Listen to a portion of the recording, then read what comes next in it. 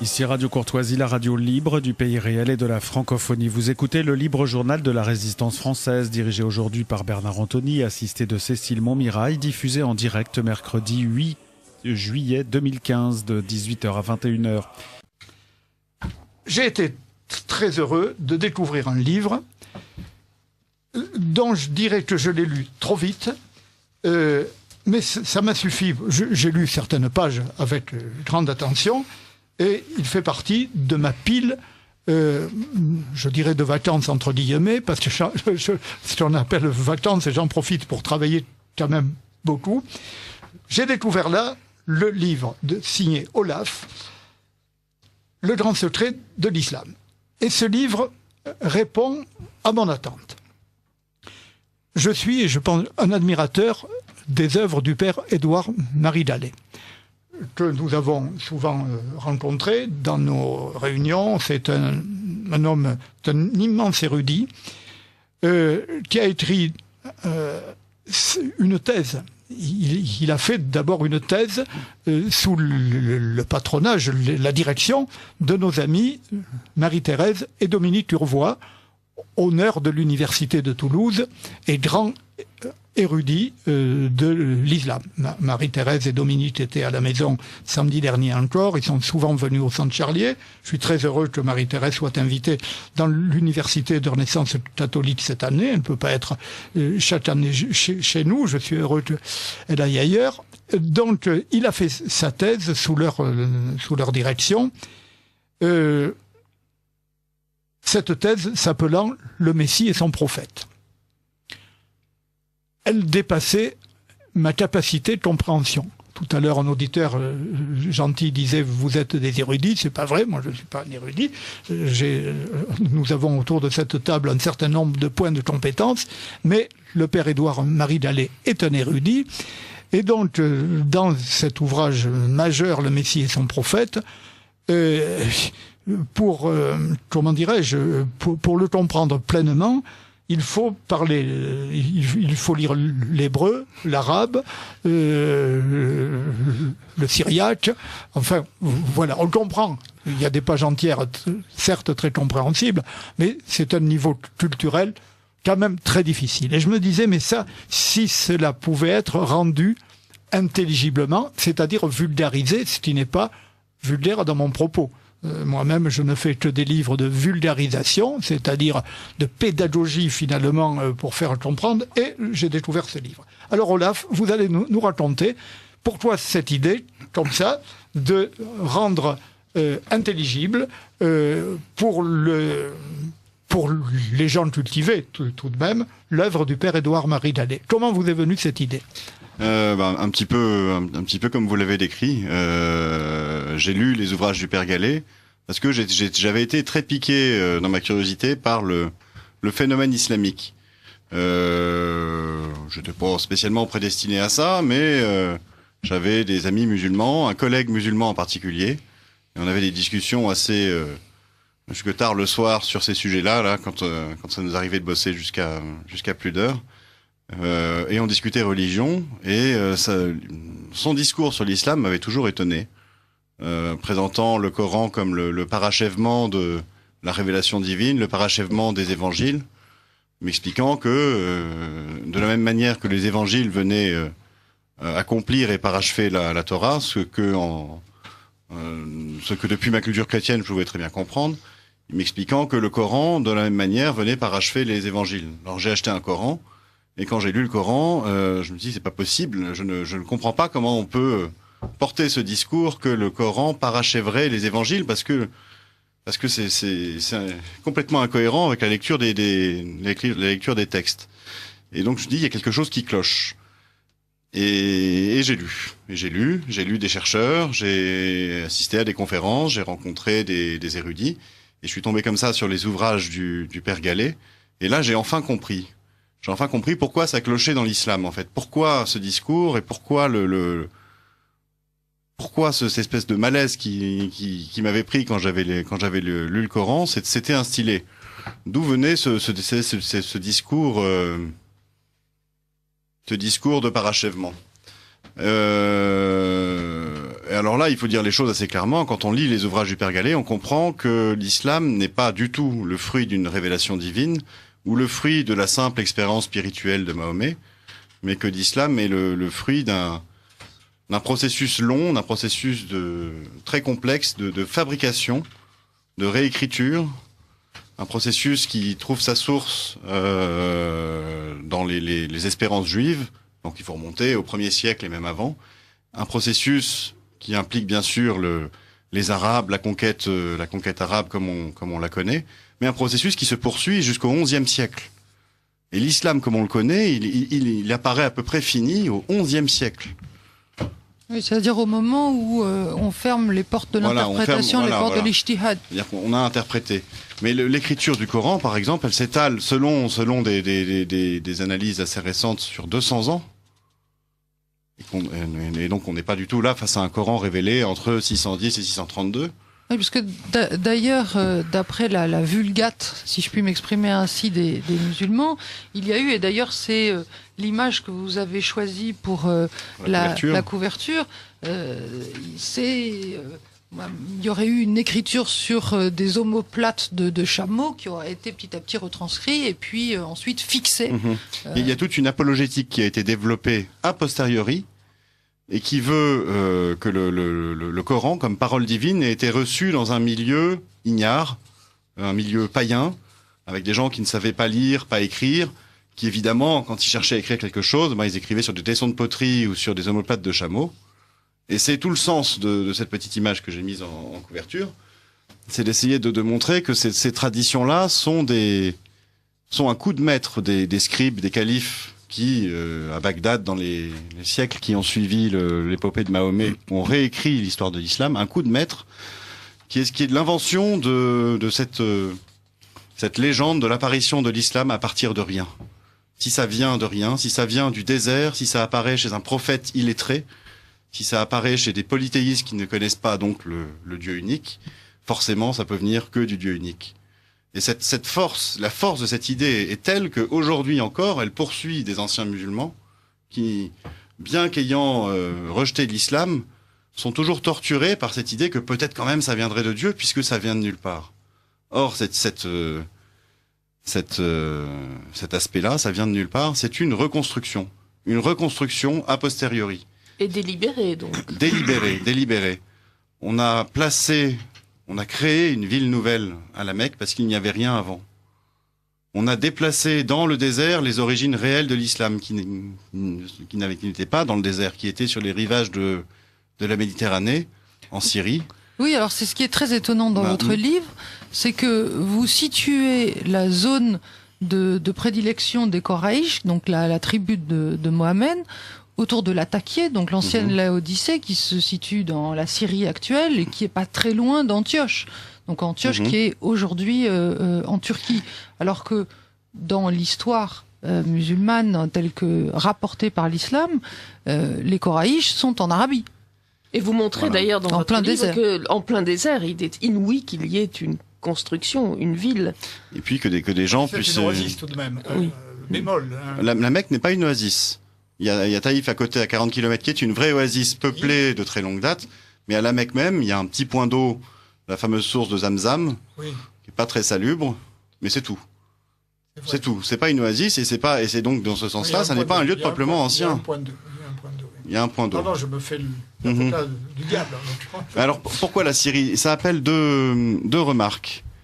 La première, c'est que si on considère les faits très froidement, c'est-à-dire que si on écarte les traditions musulmanes dont on sait qu'elles sont postérieures au moins de 200 ans par rapport aux faits qu'elles sont censées décrire, et si on considère l'archéologie tout simplement, on se rend compte qu'il n'y a pas de témoignage de la présence des Korachites en Arabie Saoudite actuelle, mais qu'on trouve à côté de Latakia des ruines, les ruines du caravansérail des Korachites, on trouve la rivière des Korachites, et puis quand on regarde les textes musulmans eux-mêmes, le Coran, c'est le travail qu'a fait Patricia Crone, par exemple.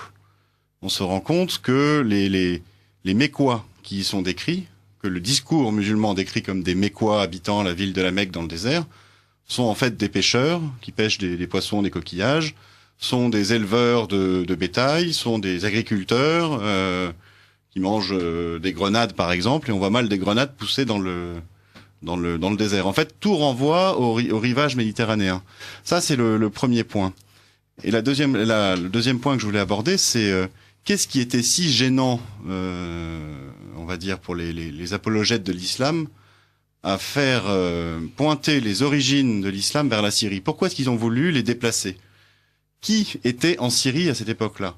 En fait, on est, on va dire à la fin du VIe siècle, dans un milieu profondément marqué par la révélation chrétienne et l'histoire du peuple juif, et puis par tous les mouvements, les courants, les dévoiements qu'il y a pu y avoir, et qui pullulaient en fait dans cette région de la Syrie, dans la Syrie et puis dans le Proche-Orient.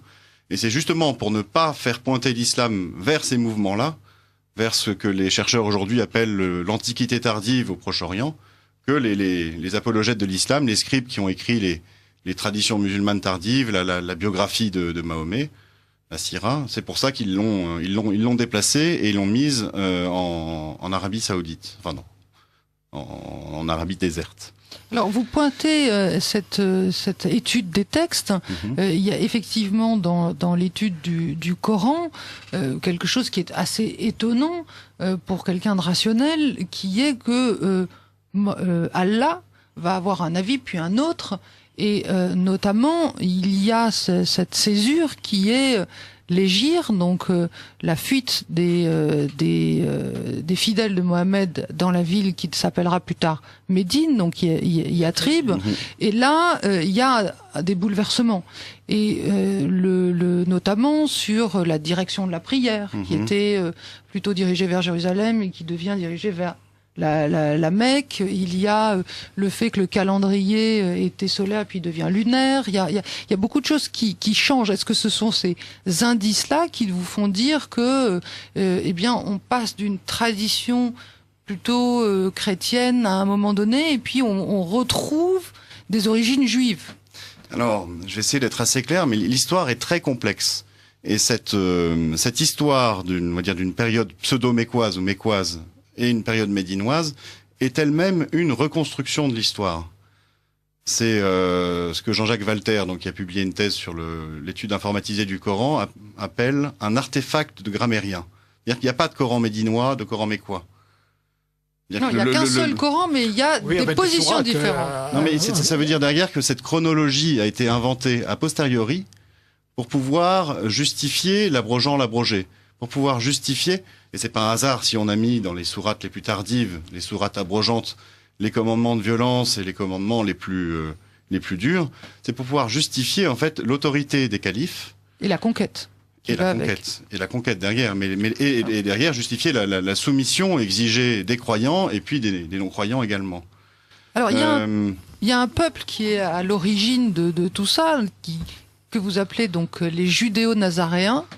Donc ces judéo-nazaréens qui sont donc au départ des juifs, qui ont été christianisés, qui cherchent un messie, mais ils veulent un messie pas du tout spirituel, mais politique. Alors, je vous le disais, on a affaire à une réalité très complexe. C'est assez difficile d'en parler comme ça. Je vois que vous utilisez le mot de juif. Alors évidemment, je ne vais pas vous le reprocher, mais c'est un mot qui, à l'époque de Jésus, est complètement anachronique. Il n'y a pas de juifs à l'époque de Jésus. Ce sont les Judéens. Quand on lit dans les évangiles le mot juif, il faut y lire en fait judéen. Le traducteur d'aujourd'hui met juif à la place de judéen.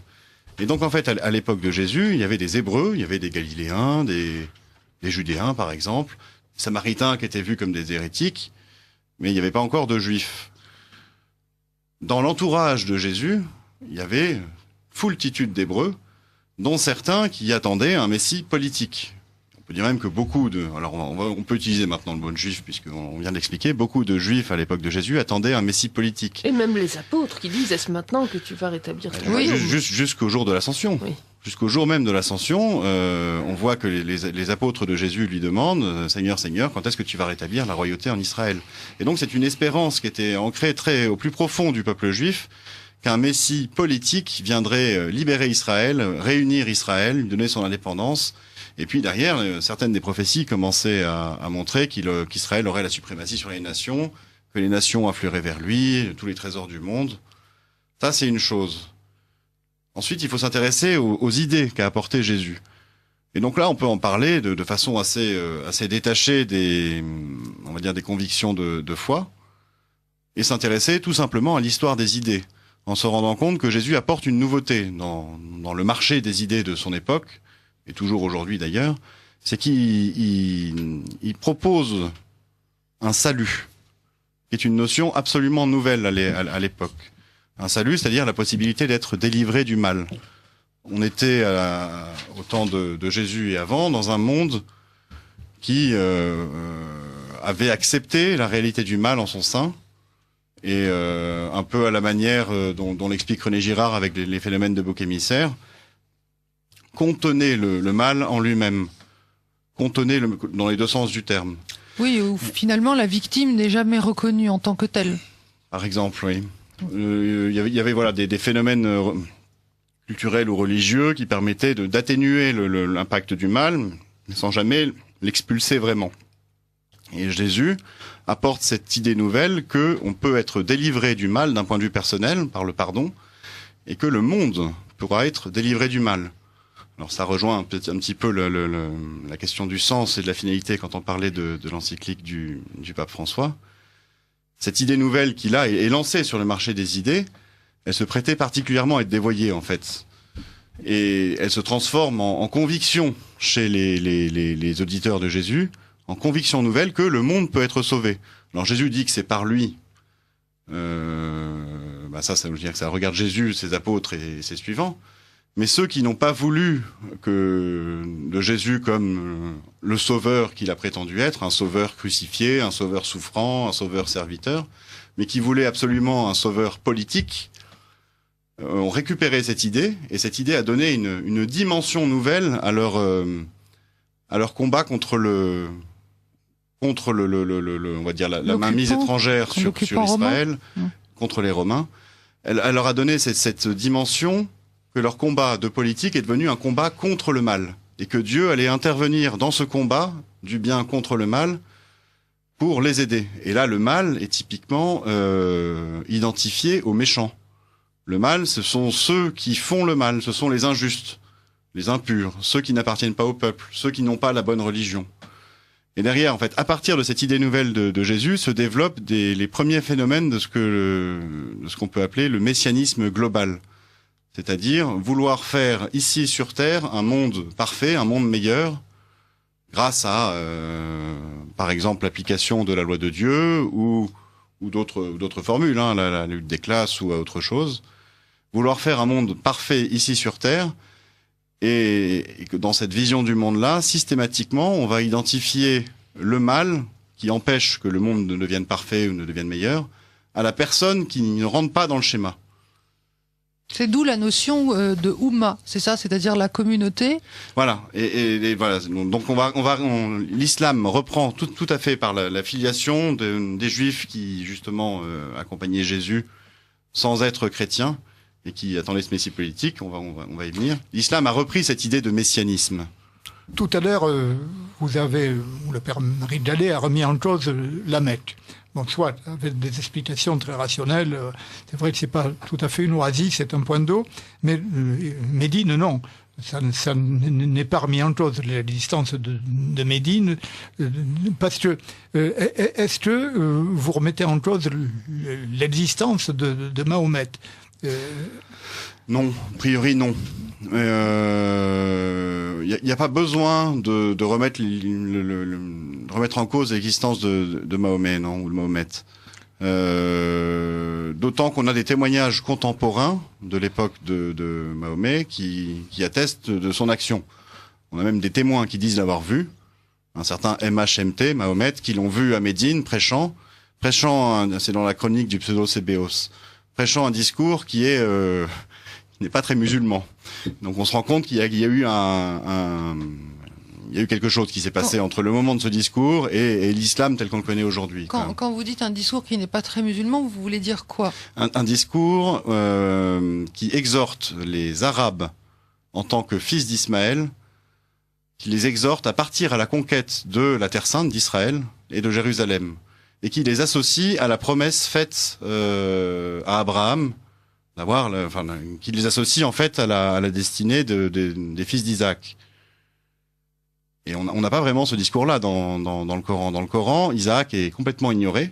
Il n'est question que d'Ismaël, qui est censé être le patriarche des Arabes, le fils d'Abraham par lequel la promesse de Dieu se serait accomplie. La première GPA, ne l'oublions jamais. Oui, la première GPA, oui. Alors, il y a et donc voilà déjà une contradiction, c'est que dans ce témoignage qu'on a contemporain de l'époque de Mahomet, il est question d'Isaac alors qu'on ne le retrouve pas dans le Coran. Isaac a été écarté du Coran par la suite. Voilà notre affaire. Mais pour comprendre un peu mieux le fil de l'histoire, il faut pour le coup tenir un fil chronologique. C'est ce que ne fait pas le père Édouard Marie Gallet dans ses deux ouvrages, qu'il a des approches thématiques assez pointues, et c'est ce qui les rend assez difficiles à comprendre. Et alors, on a commencé notre discussion en picorant des sujets à droite à gauche, mais je pense qu'il faut continuer notre histoire en revenant à nos juifs messianistes. Donc nous sommes autour de la Odyssée, de l'Attaquier. On est là, on est à Jérusalem. On est à Jérusalem, Jésus a été crucifié, Jésus est ressuscité pour ceux qui y croient. Vous revenez à l'idée nouvelle qu'apporte Jésus, l'idée nouvelle est là, cette idée et de on a salut. un groupe de juifs messianistes qui gravitent dans l'orbite des judéo-chrétiens, qui est à Jérusalem et puis qui se répand un peu autour. Donc faisait peut-être partie d'ailleurs Judas, parce que Judas est très énervé de ce Jésus qui dit le salut. Là pour le coup, ça paraît difficile à établir. Pourquoi pas, mais ça paraît tout de même assez difficile. Notamment parce que ce groupe s'est développé. Alors on a dit dès l'ascension, il y avait l'idée première qui était déjà là. Seigneur, Seigneur, quand est-ce que tu vas rétablir la royauté en Israël? Mais il s'est développé après ce groupe, et principalement en se séparant des judéo-chrétiens après la destruction du temple en l'an 70. Et c'est à partir de ce moment-là qu'ils partent en Syrie et qu'il y a cette installation à l'écart dans un esprit sectaire de ce courant juif messianiste que les archéologues et les philologues et le père Édouard Marie Gallet ont pisté au cours des premiers siècles. Oui, alors dans votre livre, vous expliquez qu'en fait, les Juifs vont se scinder quelque part en deux à cause de cet événement qui est la fin du temple, qui était le Saint des Saints. Et donc certains vont rajouter la loi, c'est ça? Donc c'est le judaïsme talmudique, et puis il y a ces messianiques. C'est un sujet un peu connexe. Bon, c'est intéressant, c'est pas le sujet du livre non plus, mais ce que je tenais à montrer, c'est que le judaïsme, comme on l'entend aujourd'hui, c'est aussi un petit peu une reconstruction. Une reconstruction, ouais. C'est-à-dire que il n'y a pas une réalité homogène du judaïsme dans l'histoire. Il y a une grande diversité de courants religieux, particulièrement au 1er siècle. Et que la destruction du temple va signifier la fin du judaïsme sacerdotal, donc des sacrifices au temple, et puis aussi d'autres courants, et puis qu'au final, bon an mal an, qu'est-ce qui reste aujourd'hui du judaïsme? Il reste les chrétiens et le judaïsme rabbinique, qui ramène à lui tout l'héritage dit du judaïsme. Bon, mais c'est un sujet, un peu connexe. Mais ce qui est intéressant dans ce sujet-là, c'est de montrer que, au moins jusqu'au 7e, 8e siècle, il y a au Proche-Orient une diversité de courants juifs. Et donc, quand on parle d'hébreux, c'est-à-dire par exemple quand Anna Zacharias, il y a une 50aine d'années, parlait des influences juives qu'il y avait pu y avoir auprès de Mahomet, lui a tout de suite ramené ces influences juives à un judaïsme rabbinique. Et il a parlé de rabbins de la Mecque qui auraient enseigné Mahomet. Or, ce que les chercheurs ont montré, et le père Édouard Marie Gallet en particulier, c'est que c'était pas des rabbins qui avaient enseigné Mahomet, mais des juifs messianistes que, pour distinguer particulièrement des autres courants, le père Édouard Marie Gallet appelle des judéo-nazaréens. Il faut expliquer Olaf ce qu'on entend par nazaréen, parce que c'est lourd de contradiction. On en revient à cette diversité des courants juifs. Alors, nazaréen, le naziréa, c'est quelque chose d'ancien dans le peuple hébreu. C'est le fait de se consacrer à Dieu. Jésus était lui-même un nazaréen. Il s'était consacré à Dieu. Ce ne sont pas les habitants de Nazareth. Les habitants de Nazareth, s'ils sont appelés Nazarétains ou habitants de Nazareth, c'est aussi parce qu'ils sont des Nazaréens. Parce qu'ils sont, oui, mais... c'est l'œuf et la poule, en fait. Voilà, c'est l'œuf et la poule. Si on a appelé Nazareth, c'est parce que c'était l'endroit des Nazaréens. De l'époque, voilà. de moins 200. Oui. Alors, quelle est la spécificité de ces Nazaréens? Ils se consacrent à Dieu, en fait. Ils se consacrent à Dieu. Il y en a qui peuvent renoncer au vin. Il y en a qui se coupent les cheveux. Ce sont les nazirs dans la Bible. Voilà, c'est les nazirs. C'est dans le livre des Nombres, je crois que. C'est dans le livre des Nombres. Qu'on en parle. Ils se coupent les cheveux. Voilà. Et Jésus est appelé Jésus le Nazorénien, le Nazaréen, et ses premiers disciples sont appelés Nazaréens. Les Juifs rabbiniques, c'est-à-dire les héritiers, enfin les pharisiens en fait, vont après 70 condamner tout ce qui n'est pas rabbinique sous le terme d'hérétique, en disant ce sont des minimes et tous les jours il y aura dans la prière de bénédiction une malédiction spéciale pour les hérétiques, c'est-à-dire les mauvais juifs. Et parmi ces hérétiques, ils vont condamner en particulier tous ceux qui auront reconnu Jésus comme Messie. Et alors il y a les chrétiens par exemple, et puis il y aura les juifs messianistes, et puis il y aura d'autres courants juifs dont parlent les pères de l'Église par exemple. Et tous ces courants de juifs qui ont reconnu Jésus, ils vont les condamner comme Notzrim nazaréens. Bon, à partir de ce moment-là, et puis un petit peu avant, on va dire les judéo-chrétiens ont cessé de s'appeler nazaréens et s'appellent chrétiens. En revanche, les juifs messianistes continuent de garder pour eux ce nom de nazaréens. Et donc ils passent les premiers siècles en s'appelant nazaréens. Nazaréens, ça se dit en arabe Nassara, et on retrouve dans le Coran des Nassara, des Nazaréens. Et quelle est leur attitude par rapport à Jésus? Alors, ils reconnaissent Jésus comme un messie politique. C'est-à-dire le messie politique qui doit venir rétablir Israël, la vraie religion, qui a été saccagée par l'impureté de la classe sacerdotale, que Dieu a puni en détruisant le temple et en faisant s'abattre tous les malheurs des guerres juives sur le peuple juif. Et donc pour eux, Jésus, c'est un homme, c'est pas un Dieu. Et dans ce sens-là, ils condamnent les chrétiens en disant « vous exagérez dans votre religion », et on retrouve cette condamnation dans l'islam, « vous allez trop loin, Jésus n'était qu'un homme ». Il était venu sur terre avec une mission de Dieu en tant que Messie, qui était de rétablir la vraie religion, de prendre la tête des armées des justes pour aller éradiquer tous les méchants. Et faire advenir un monde parfait, le monde parfait étant le monde libéré du mal, libéré de tous les méchants. Jésus, le problème, c'est qu'il a été... Parce que libérer du mal, de passer à libérer de tous les méchants, c'est quand même pas la même histoire. Et ben, dans cette époque-là, quand on considère par exemple toute la préparation du salut qu'il y a eu dans le peuple juif, le mal, c'est l'impureté.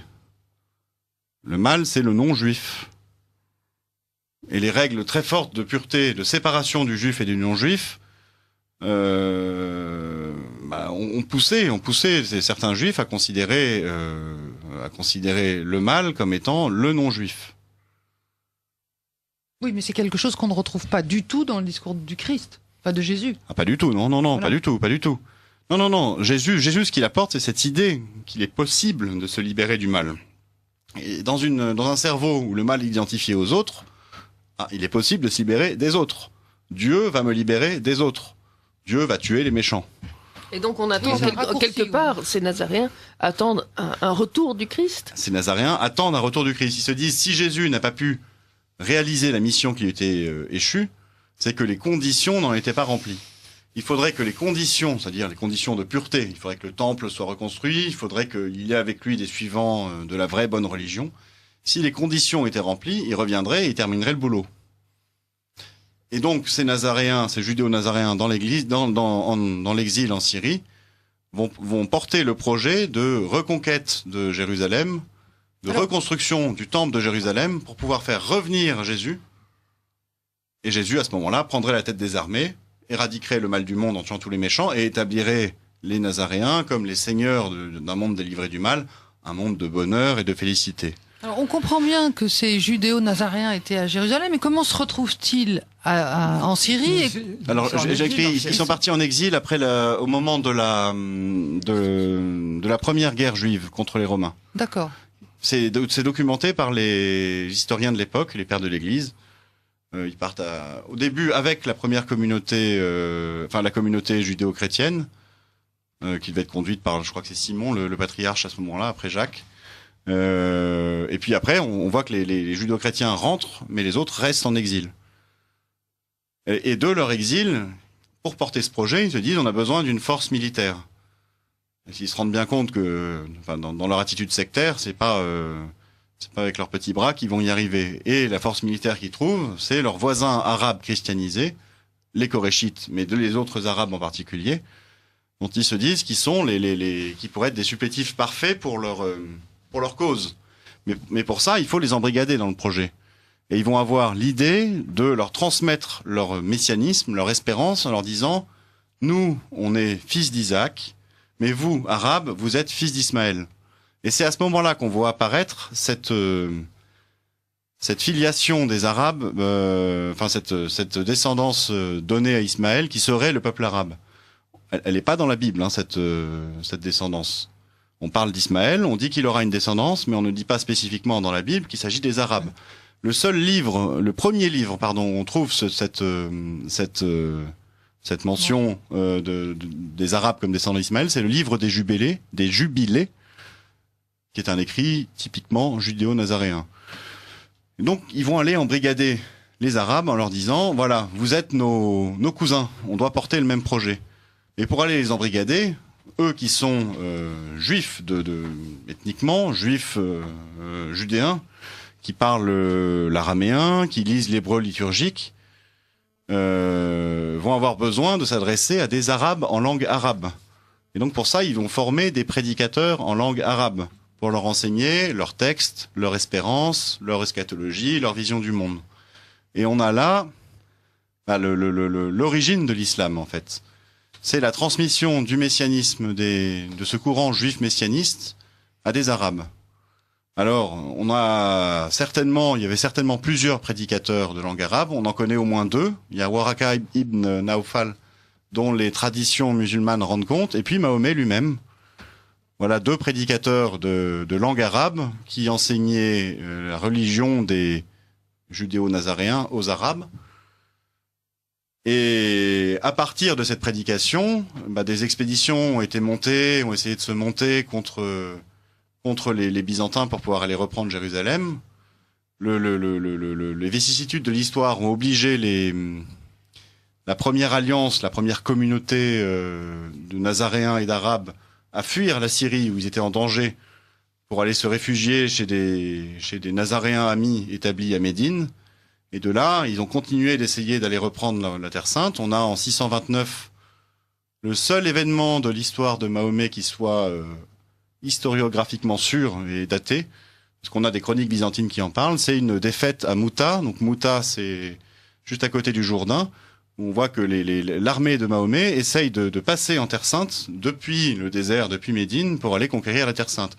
C'est un événement qui contrevient complètement à la logique du discours musulman, qui veut à ce moment-là que normalement les expéditions vont vers la Mecque. Alors les traditions musulmanes inventent toute une histoire alambiquée pour expliquer pourquoi Mahomet est allé si loin à Mouta. Il n'avait rien à y faire. Normalement, il aurait dûu tourner toutes ses attentions vers la Mecque. Ça nous montre ça. C'est cette foultitude de petits détails qu'il y a certains éléments de la vraie histoire, de l'histoire réelle, ont échappé en fait à la tentative de reconstruction, à la reconstruction a posteriori de l'histoire. Et c'est en les regardant que le père Gallet et d'autres chercheurs ont pu retrouver l'histoire. Chers auditeurs, je vous rappelle que vous êtes à l'écoute de Radio Courtoisie, l'émission de la réplique de Bernard Anthony. Nous invitons ce soir Olaf, auteur du livre Le Grand Secret de l'Islam. Nous avons eu quelques questions, mais nous reviendrons au livre. Quel est le nom de famille de Jésus? C'est hors du livre. Non, il n'y a pas de nom de famille. Parce que ça, c'est une conception du nom et du prénom qui est typiquement européenne. Jésus, fils de Joseph. C'est Jésus, fils de Joseph, comme dans tous le monde sémite, on est fils d'eux, Ben, voilà, ou Ibn, voilà. Et dans le monde arabe, on est père d'eux, même si on n'a pas père d'eux, oui, voilà, oui. Bon, Alors il y a un texte auquel vous référez et qui existe, qui est très présent dans en tout cas le discours officiel musulman, c'est la Constitution de Médine. Et dans cette fameuse Constitution, effectivement, il y a une espèce d'alliance avec les tribus juives qui existent. Est-ce que pour vous, ces tribus et cette alliance, c'est effectivement cette rencontre entre ces judéo-nazaréens et ces tribus arabes? C'est la trace dans l'histoire de cette rencontre, ouais. Et alors, faut faire attention, parce que ce qu'on appelle la constitution de Médine, il faut se référer à la toute première strate. Alors, moi, j'ai lu le travail d'Alfred Louis de Prémar, un islamologue français de renom, qui, dans les fondations de l'islam, explicite très bien que quelle est cette première strate, quelles sont les reconstructions et les ajouts qui ont pu être faits postérieurement, et qui explicite très bien que cette première strate ne mentionne absolument pas la Mecque, par exemple. Ça, c'est encore un de ces points d'achoppement, dire que la réalité nous renvoie en disant attention, c'est bizarre, l'histoire musulmane telle qu'elle est dite par les musulmans, il y a quelque chose qui cloche. Oui, mais alors, pardon, les califes, c'est immédiatement après Mahomet. Et là, on a une historicité des califes. Oui. Mouawiya, ensuite... Il est devenu après de plus en plus difficile de modifier l'histoire. Voilà. Mais tout de même. On n'est pas certain, par exemple, que... Je bute un peu sur ça, parce que, la Mecque, c'est une affaire entendue. Oui. Donc, le Médine, Yatrib, on sait très bien ensuite, donc la succession des 4 premiers califes, elle est de plus en plus attestée historiquement. Alors le premier calife, Abou Bakr, on a très peu de choses sur lui. Très peu sur lui, c'est vrai. Et il n'est même pas sûr qu'il ait porté le titre de calife. Oui, non, mais ça, c'est... Il est mort très vite. Il est mort très vite, on peut se demander s'il n'était pas simplement un des généraux, peut-être même un concurrent de Mahomet. Ensuite, Omar, il était en tout cas un guerrier. Omar, il est attesté notamment par les témoins de Jérusalem qui l'ont vu entrer dans la ville en 638. Et oui, voilà. Parce on peut revenir à notre histoire. L'alliance judéo-arabe a réussi à conquérir Jérusalem. Vers 637-638, le patriarche de Jérusalem, Sophrone, ouvre les portes pour éviter que se reproduise un horrible bain de sang comme il a été produit 15 ans auparavant avec la conquête des Perses et les dizaines de milliers de morts qui avaient eu lieu à ce moment-là. Il ouvre les portes aux Arabes et à leurs compagnons judéo-nazaréens. Et là, c'est là que ça commence à être vraiment... moi, quand je lisais ces témoignages-là, j'avais l'impression d'être un détective et de retrouver les traces de l'histoire. On a les témoignages contemporains de l'arrivée d'Arabes assistés de Juifs qu'on a du mal à définir, qui se précipitent quand ils arrivent à Jérusalem sur l'esplanade du temple pour tout de suite se mettre au travail et reconstruire un temple.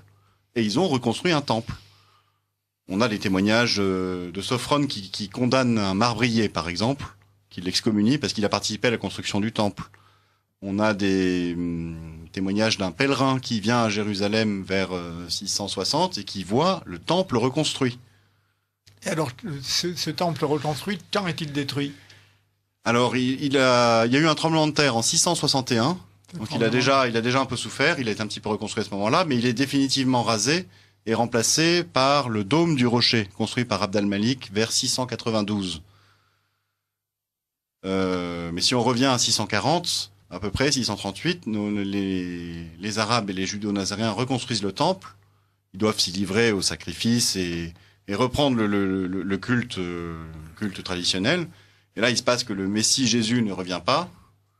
On s'en serait rendu compte s'il était revenu, mais il n'est pas revenu. Et les Arabes se rendent compte que leurs maîtres en religion, les Judéo-Nazaréens, les ont escroqués. Et que ils n'ont pas de monde dans lesquels ils seront les seigneurs, en fait. Et que le Messie ne revient pas pour éradiquer les méchants. Et de ça, on a des témoignages ou c'est une reconstruction logique ? De ça, c'est une reconstruction logique et en même temps, c'est une... Il y a des témoignages, mais qui sont pas des témoignages directs, mais qui viennent de l'analyse des textes musulmans eux-mêmes, faite par le père Édouard-Marie Gallet. En fait, on comprend qu'il y a eu un moment, une alliance très forte avec des judéo-nazaréens, une compréhension, par exemple, de l'araméen. On le voit dans les textes du Coran. Le texte coranique a un soubassement en araméen. Et il y a des termes qui peuvent être compris que si on est de culture araméenne. Et puis, il s'est passé un moment où cette culture araméenne s'est complètement perdue. Et on a complètement perdu le lien entre, on va dire de façon prosaïque, arabes et juifs. Ça se retrouve dans les traditions musulmanes qui montrent au début une alliance avec des juifs à Médine, et puis une condamnation très sévère des juifs qui va... Enfin, alliance, il y a le massacre... Voilà, bannissement puis massacre des tribus de Médine. Oui, mais c'est dans un deuxième temps, parce que dans le premier temps, en tout cas dans la constitution de Médine, la version que j'ai lue, je ne savais pas qu'il y avait plusieurs versions, il y a une alliance objective avec des tribus juives qui va ensuite être renversée. Voilà, c'est un renversement d'alliance auquel on assiste en 640, en fait. C'est-à-dire que les Arabes se rendent compte qu'ils n'ont plus besoin des judéo-nazaréens, parce qu'en fait, ils sont déjà les maîtres du monde. Ils viennent de conquérir le Proche-Orient.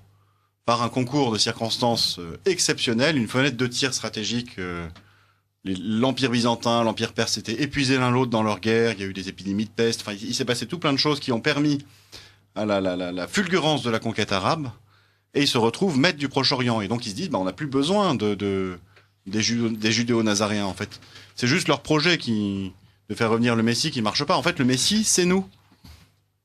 C'est nous, puisqu'on est les maîtres. Et ils vont se prendre pour le Messie. Et une des traces on va dire, une des raisons qui ont fait prendre conscience de cela au père Édouard Marie Gallet, c'est l'analyse de l'apparition du mot de calife. Un calife aujourd'hui, quand vous demandez à un musulman, il vous dit un calife, c'est un successeur de Mahomet. C'est un auditeur qui nous pose la question à l'instant même. Voilà. Ça ne saurait mieux tomber. Or, quand on étudie les textes et quand on regarde dans le Coran, on voit par exemple que Dieu parle au roi David et lui dit « Ô roi David, je t'ai fait calife sur la terre. Je t'ai pas fait successeur de Mahomet. » Le roi David, il a vécu en l'an 800, peut-être, quelque chose comme ça. Après, oui. Donc, calife ne veut pas dire successeur de Mahomet. Ou alors, c'est un sens qui lui a été rajouté postérieurement. Le vrai sens de calife, si on fait un peu de philologie, d'étymologie en arabe, si on lit les spécialistes, ça veut dire lieutenant de Dieu sur terre. Le Oumar, qui prend le titre de calife, se prend pour le lieutenant de Dieu sur terre, c'est-à-dire le Messie. C'est le rôle du Messie. C'était celui qui devait être le lieutenant de Dieu sur terre. Et on voit en fait, à partir de 640, que les Arabes vont essayer de se donner une justification religieuse à leur pouvoir. Ils ont conservé l'espérance messianique. Ils se prennent toujours pour ceux que Dieu a choisis pour éradiquer le mal du monde et pour conquérir le monde et en tirer de substantiels bénéfices au passage. Mais le problème, c'est que en ayant escamoté le courant judéo-nazaréen, ils se retrouvent sans assise idéologique. Et ça nourrit derrière, on va dire, parmi les Arabes eux-mêmes, une terrible guerre civile. C'est que, comme le chef n'a plus la légitimité qui était la sienne du temps des judéo-nazaréens, n'importe qui peut arriver en disant « mais moi je suis plus légitime. Je veux être calife à la place du calife ». Et on va avoir pendant une 50aine d'années la première guerre civile entre Arabes et uniquement entre Arabes, où on va voir des factions s'opposer et rivaliser d'inventivité pour se donner une légitimité religieuse. Un va arriver en disant « moi je suis le calife ». L'autre va arriver en disant « oui, mais moi j'ai un livre sacré qui dit la parole de Dieu, qui dit la loi de Dieu, qui dit le bien ». Un autre va dire en disant « oui, mais moi j'ai la ville sacrée ». Un autre va dire « oui, mais moi j'ai la figure de Mahomet avec moi ». Il va rappeler comme ça la figure de Mahomet. Un autre va dire « oui, mais Mahomet, il est avec moi et c'est un prophète. Et je suis son successeur. » Et petit à petit, comme ça, pendant, on va dire, la deuxième moitié du 7e siècle, vont apparaître les principaux concepts de l'islam. À savoir le calife, le livre sacré, la ville sacrée, la prophétie, le prophète arabe qui s'exprime en langue arabe, la révélation de Dieu. Jusqu'à ce qu'arrive un calife suffisamment costaud, suffisamment fort, qui puisse mettre par sa propre force et sa seule force un terme à la guerre civile. C'est le calife Abd al-Malik, qui arrive vers 687-88. Je ne me souviens plus la date exacte, mais c'est dans ces eaux-là.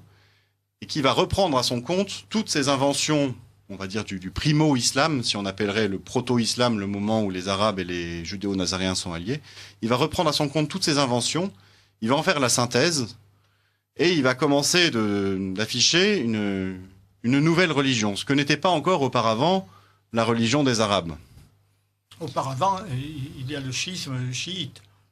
Alors le schisme chiite sunnite, il est dit aujourd'hui comme étant très marqué dans les traditions musulmanes. Ça s'est passé à telle date, on sait exactement ce que tous les protagonistes avaient mangé la veille et la façon dont ils étaient habillés. C'est extrêmement précis et c'est extrêmement douteux. Quand les traditions sont aussi précises sur des événements aussi peu précis, on peut se poser beaucoup de questions quant à leur véracité. En fait, ce qui s'est passé, c'est que dans ces luttes de factions dont je vous parlais, il y avait un courant qui se prévalait le courant légitimiste, si vous voulez, c'est-à-dire on est de la famille de Mahomet, et qui s'est opposé à le courant des chefs militaires. On a pu voir ça dans d'autres circonstances, d'autres lieux, d'autres époques, les militaires contre les légitimes. Et l'opposition des chiites et des sunnites découle de cette opposition première. Mais elle s'est construite et cristallisée dans le passé et reconstruite a posteriori. Une chose qu'on peut affirmer pour comprendre que cette opposition s'est reconstruite a posteriori, c'est que même s'ils ont le même Coran et à peu près les mêmes traditions, chiites et sunnites ont des visions de l'histoire quand même un petit peu divergentes entre les deux, et surtout, ils n'ont pas la même vision de l'eschatologie. Oui. Et chez les sunnites, à la fin des temps, reviendra le Mahdi, le bien guidé, oui, accompagné de Jésus qui va revenir du ciel, et qui va faire le boulot qu'aurait dû faire Jésus s'il était revenu au temple de Jérusalem, c'est-à-dire prendre la tête des armées, éradiquer tous les méchants, physiquement, c'est-à-dire vous et moi, ou du moins les subjuguer, c'est-à-dire devant la puissance du Mahdi et de Jésus et des armées des croyants conjugués. Et là, on est exactement dans l'idéologie du califat de Baghdadi d'aujourd'hui, hein, exactement. Devant cette armée-là, les infidèles, les chrétiens et les autres vont se convertir à l'islam. Et à ce moment-là, puisqu'il n'y aura plus que les musulmans sur terre, on sera dans un monde de paix et de félicité. Ça, c'est la vision sunnite de l'eschatologie. Dans la vision chiite, le Mahdi en question n'est pas ce personnage assez mystérieux chez les sunnites, mais est le dernier imam. Le 12e ou le 7e. Le 12e, le 7e, le 5e, selon les familles de chiites. Et en fait, on peut voir que selon les dates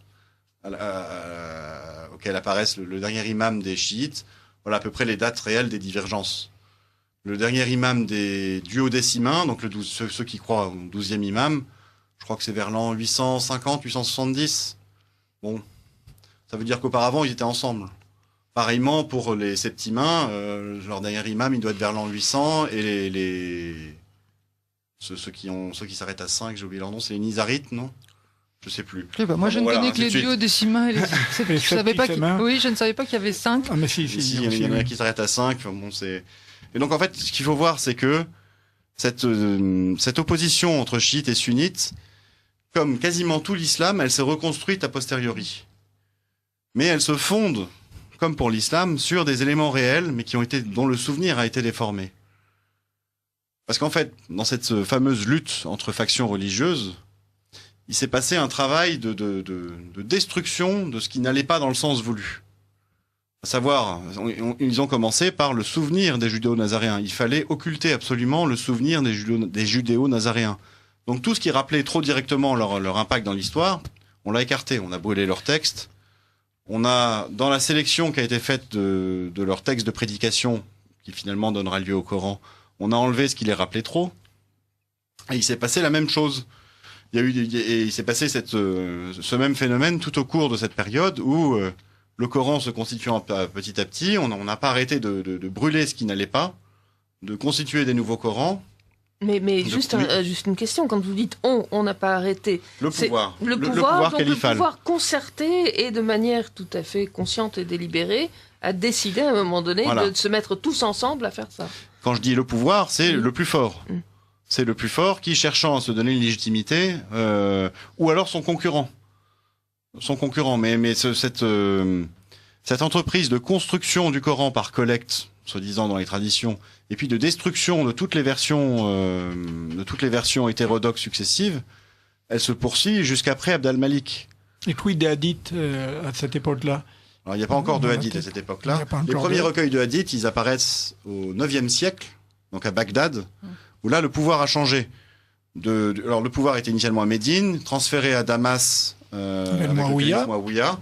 Et puis en 750, transfert à Bagdad, et là on change de dimension. À Bagdad, on rentre dans l'univers perse. Et on change aussi de dimension en termes religieux. Auparavant, on était dans la religion de la suprématie des Arabes sur le monde, et en arrivant à Bagdad, on passe à une religion universelle, vraiment universelle. C'est-à-dire qu'il y a toujours la mythologie autour d'Ismaël, mais on va ouvrir ça aux Persans, notamment parce qu'ils sont les alliés du calife qui a gagné en 750. Et donc, on va leur dire, voilà, vous y êtes associés. Mais encore aujourd'hui, les Arabes se situent dans l'islam, et particulièrement les Bédouins, qui se croient être les descendants des fondateurs originels de l'islam, se situent au-dessus du lot. Il vaut mieux être un seigneur saoudien ou qatari. C'est pas qu'une question de richesse, hein, c'est même un bédouin chamelier là-bas est au-dessus du musulman moyen. Alors, qu'est-ce qui fait qu'il y a eu d'un coup ce travail fait sur ses origines? Parce que alors c'est vrai que dans l'islam c'est un crime, mais vous parlez des manuscrits de la mer Morte. Donc, est-ce que c'est ces manuscrits qui vont redonner un éclairage sur ces Nazaréens? Oui, en particulier les manuscrits de la mer Morte. Il faut y venir. En fait, on a longtemps eu la vision d'un premier siècle chrétien assez vaseux, où on savait pas trop ce qu'était la foi chrétienne à cette époque-là. Et à partir de quand est-ce qu'elle apparaissait? On disait, voilà, les évangiles sont des écrits tardifs. Et puis c'est des choses qui ont été beaucoup relayées par les francs-maçons, les musulmans et d'autres. Les évangiles sont des écrits tardifs. On a affaire entre l'an 30 et l'an 70, 90 à une sorte de marécage où tout le monde est un petit peu chrétien là-dedans. Mais ce qui s'est passé à partir de Qumran, et surtout à partir des travaux qui ont été faits sur les textes, c'est qu'on a compris que à partir de la prédication des apôtres, il y a vraiment une foi chrétienne établie. Et que il n'y a pas un marécage de mouvements plus ou moins chrétiens et tous chrétiens, mais il y a la foi chrétienne, ou du moins la foi des apôtres, la prédication des apôtres, et puis d'autres mouvements. Et donc on peut se livrer maintenant à des relectures de certains des textes qu'on a retrouvés à Qumran pour y caractériser ces mouvements qu'auparavant on a pu associer de loin, de près ou de loin aux chrétiens. Un exemple en particulier. Donc la découverte des manuscrits de la mer Morte à Qumran a eu lieu. C'était à partir de 47-49. Et en fait, les analyses se poursuivent. Oui, c'est ça. Et le père Édouard Marie-Gallet se livre dans sa thèse à une analyse assez fouillée de textes retrouvés à Qumran qui mettent en évidence l'apparition des mouvances messianistes et l'espèce de turboréacteur qui leur est donné avec la prédication de Jésus et l'idée que le monde pourrait être délivré du mal. Et je voudrais juste vous en donner un petit exemple. Il y a une des sources au fondement du travail du père Édouard Marie-Gallet, qui est un chercheur des années 80, Ray Pritz, qui a publié un livre, alors je vais le dire en français parce qu'on est à Radio Courtoisie, Le christianisme judéo-nazaréen, où pour la première fois on a une caractérisation de ce mouvement judéo-nazaréen, mais là il est encore associé aux chrétiens. Et il faut après le travail du père Édouard Marie-Gallet sur les manuscrits de la mer Morte pour distinguer en fait ce qui relève du christianisme ou du mouvement initié par les apôtres de ce que sont ces dévoiements messianistes. Pour ça, en fait, il s'est rendu compte que dans les textes qu'on a retrouvés à la mer Morte, et qu'au final, on mettait tous sous le même... Par exemple, on a les testaments des 12 patriarches, donc il y a 12 testaments, et on a retrouvé différentes versions de ces testaments. Bon, les chercheurs, initialement, les mettaient tous dans le même sac en disant c'est des textes d'une certaine mouvance, par exemple les Esséniens. Et ce que le père Édouard Marie-Gallet a montré, c'est qu'il y a une version qui date de l'an -10, par exemple, et qui est assez simple, qui présente par exemple la venue du Messie, et qui se situe à peu près dans la lignée des traditions juives qu'on connaît. Et puis il y a des réécritures assez tardives, à partir des années 50, et qui montrent le même texte auquel on a rajouté des lignes, et dans les lignes, on voit que le Messie, il n'est plus si gentil que ça, c'est un Messie qui est couvert de sang, qui tue les ennemis par paquet de 10, et qui éradique tous les méchants.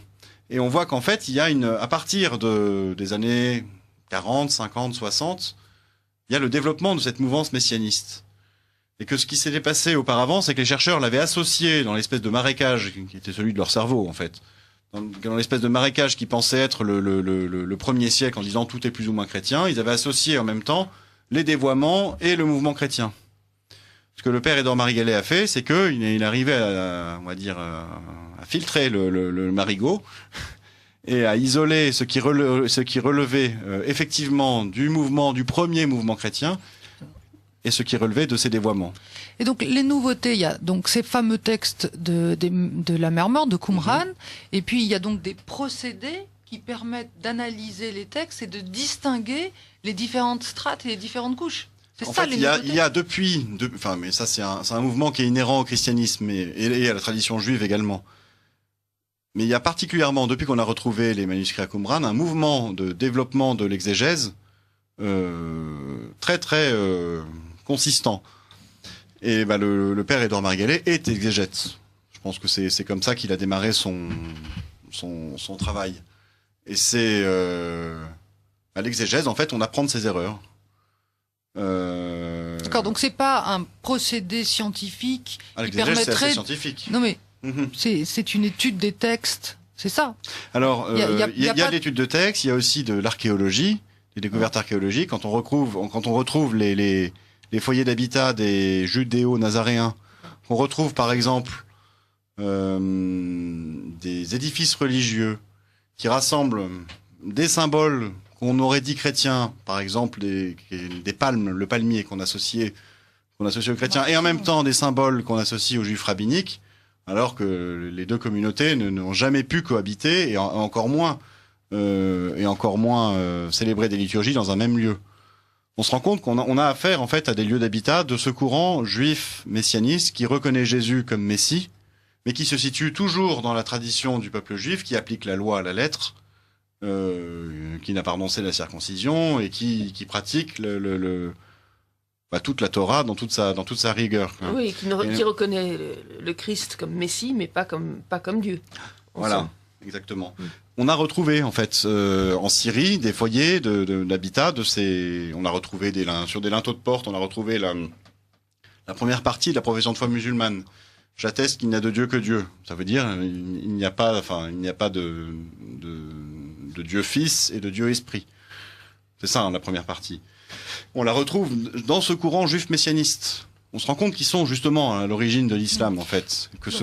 Donc, dans le pulse qui permet de reconstituer cette histoire et de faire avancer, en fait, cette connaissance des origines de l'islam, donc il y a ces fameux manuscrits de la mer morte, il y a donc des découvertes archéologiques. Est-ce qu'il y a d'autres pièces qui viennent bousculer cette légende, en fait, qui avait été véhiculée par ces califes? Il y a plusieurs choses. Donc il y a l'établissement des dévoiements messianistes, notamment à partir des manuscrits de la mer morte. Il y a l'existence des judéo-nazaréens, à partir de témoignages d'archéologie, par exemple. Je vais parler de géographie tout à l'heure.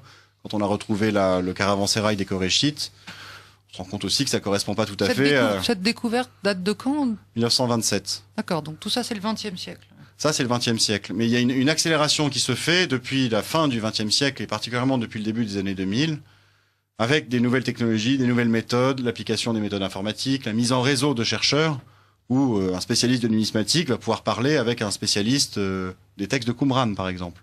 C'est un peu ce qu'a apporté le père Édouard Marigalet. C'est son regard de spécialiste de Qumran et d'exégète. C'est ce regard-là sur l'islamologie. Il a fait le lien entre les deux disciplines qui se parlaient jamais. Et c'est comme ça qu'il a pu poser cette thèse qui est pas encore le puzzle complet, on en est encore loin du puzzle complet, mais qui a posé un cadre général qui permet d'appréhender le phénomène musulman et d'expliquer son apparition.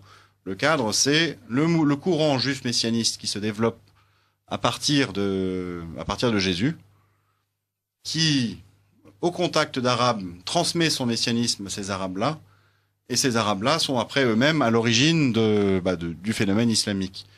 Alors ensuite, pour aller encore plus précisément sur la reconstruction, vous aurez compris maintenant qu'on a affaire à une espèce d'histoire réelle que j'ai essayé de vous décrire, et puis une histoire légendaire, une histoire fantasmée qui est celle du discours musulman lui-même. Cette histoire, elle a été reconstruite sur une période assez longue, à partir de l'an 700 jusque vers l'an 1000 à peu près, par des scribes qui ont écrit des hadiths, par exemple, en disant Mahomet a fait ça, il a fait ci, il a fait ça, il est allé à tel endroit. Tout ça, ça fait partie de la reconstruction de l'histoire. Et donc on a en fait en parallèle une histoire réelle, une histoire fantasmée.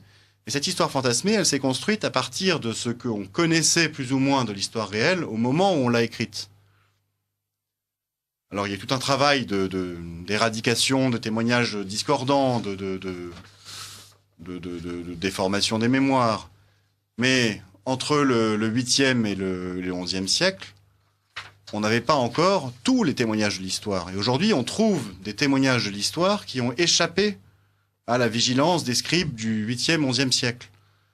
Quand on trouve, par exemple, aujourd'hui, on fait des études sur de la paléographie, on cherche les graffitis écrits en arabe, et on se rend compte que tous les graffitis écrits en arabe nous renvoient à une dispersion de l'alphabet arabe en deux grandes zones, en fait. Il y avait un alphabet arabe, ce qu'on appelle l'Arabie du Nord, et un alphabet arabe de l'Arabie du Sud. Ça, c'est le linguiste Robert Kerr qui l'a établi, à partir justement de tout plein de graffitis qui ont pu être trouvés à droite à gauche. Et on se rend compte que le Coran n'est pas écrit en langue arabe du Sud, mais en langue arabe du Nord. Et donc que le Coran a été écrit par des Syriens. Or, dans la tradition musulmane, ce sont des Arabes du Sud, les compagnons de Mahomet et Mahomet lui-même, qui ont écrit le Coran. Ce que montre ce linguiste, à partir de tous ces petits témoignages qui ont complètement échappé à la vigilance des scribes du 8e ou 11e siècle, pour cause, ils ne pouvaient pas les connaître. Ils ne pouvaient pas les connaître, ça a échappé complètement en fait à leur Weltanschauung, à leur vision du monde. Pour ça, il n'y a pas besoin d'une pièce dans le cochon.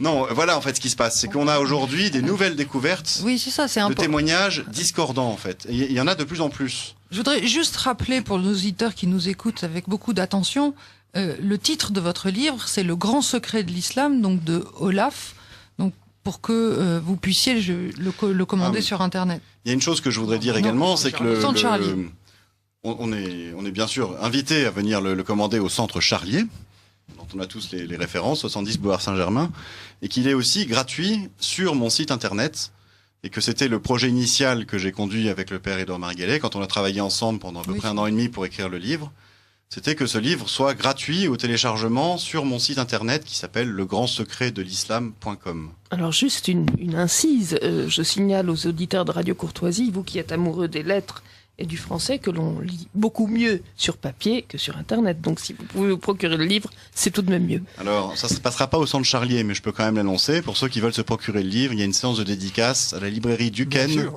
Bien sûr. Bon, les amis. Hein. Bien sûr, il faut annoncer. C'est ce vendredi, 16h, 18h30. Bien sûr.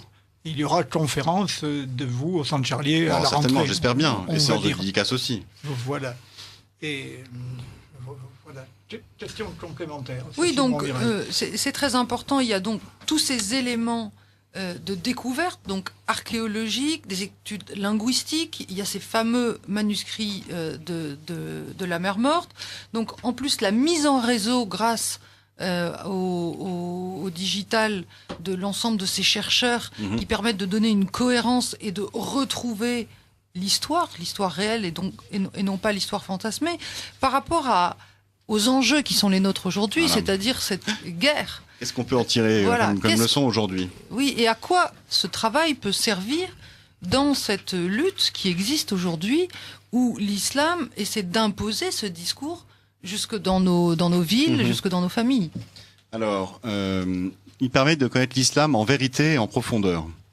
Par-delà la reconstruction de l'histoire, par-delà la reconstruction de la légende islamique, ça permet de comprendre quel est le moteur de l'islam. Qu'est-ce que c'est que son messianisme, en fait ? Comment ça marche ?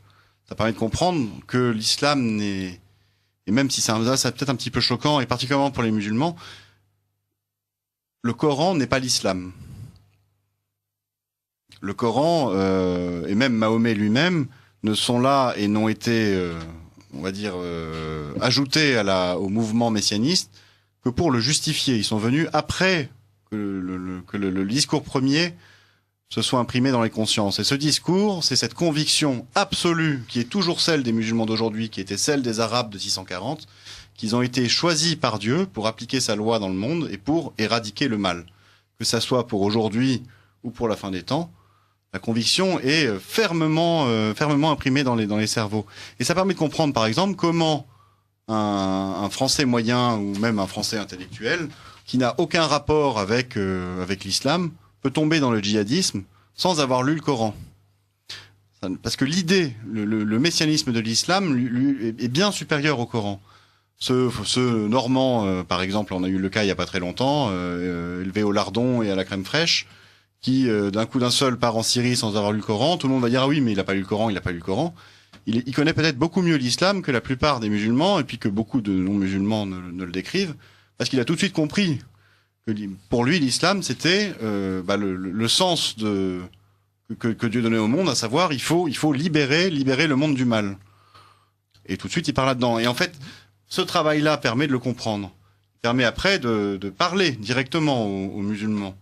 Comment le perçoivent-ils d'ailleurs ? Un auditeur nous pose la question, il dit émission passionnante, qui est l'imam caché ? À ce moment-là, on peut répondre, parce que là, l'imam caché, c'est chez les chiites, mais enfin, c'est Mohamed Al-Mahdi chez les chiites. Mais voilà. Donc il y a un hadith qui dit que, donc c'est une parole qu'on attribue à Mahomet, qui dit que Jésus a pour nom le Mahdi. Jésus est le bien guidé. Donc il y a fort à parier en fait que la séparation entre l'imam caché, Jésus, le Mahdi des sunnites et Jésus, ce soit en fait une invention assez tardive de l'islam, qui vise en fait à ne pas faire de Jésus le personnage central de l'eschatologie, mais un personnage secondaire en mettant mais chez les chiites, c'est tout simplement un calife, un imam. Un imam, hein, pas un calife. Un imam, oui, mais chez les chiites, on appelle imam ce qui est calife chez les sunnites, en gros. Alors, ne dis pas ça à un chiite. Oui, bien sûr. Mais, qui vous dira le contraire. Mais chez eux, c'est le calife ou c'est l'imam de leur choix qui est caché quelque part, qui va ressurgir. Donc c'est El Rakim, par exemple. Bon, voilà. Donc c'est un personnage historique qui doit revenir. Je parle pour les chiites, pour répondre à cet auditeur. Qui a été caché au ciel, de la même façon que les Nazaréens pensaient que Jésus avait été caché au ciel. Voilà. Alors, revenons à ces Français qui deviennent musulmans. Oui, il nous reste très peu de temps. Vous dites, c'est facile de comprendre que même en ne lisant pas le Coran, ils tombent, parce qu'ils vont en fait délivrer le monde du mal. Mais alors, c'est quoi l'antidote ? L'antidote, celui que je vois moi, c'est de questionner ces personnes sur ce que c'est que le salut. Est-ce que le salut, on va dire la délivrance du mal, elle vient de l'application d'une loi, ou ça vient d'autre chose ? Est-ce que le fait d'appliquer la loi musulmane à la lettre, est-ce que d'un coup d'un seul, ça annihile toute ma méchanceté, ma cupidité, ma jalousie, mon racisme, ou est-ce que ces mauvaises pensées sont toujours là dans mon cœur, et auquel cas le mal n'est pas éradiqué. On va dire en clair, comment se fait-il qu'il n'y a pas de paradis chez les talibans et voilà, dans des sociétés et à le prendre au niveau social. Islamique chimiquement pure, quoi. Voilà, dans un monde islamique chimiquement pur, que serait par exemple le califat, la moindre